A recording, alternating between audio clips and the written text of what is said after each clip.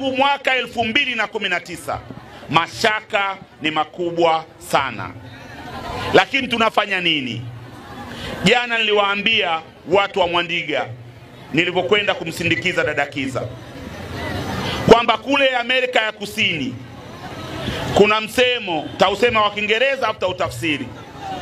Wapiganaji kule wanasema, if I don't fight, I die. If I fight, I die. What do I do? I fight. Kwamba usipopambana utakufa. Ukipambana utakufa. Sasa unafanya nini? Bora upambane. Bora ufanyaje? Ndio maana pamoja na changamoto zote tumeamua tukapambane kwenye kituo cha kupigia kura. Tumeamua tukailinde kura yetu kwenye kituo cha kupigia kura.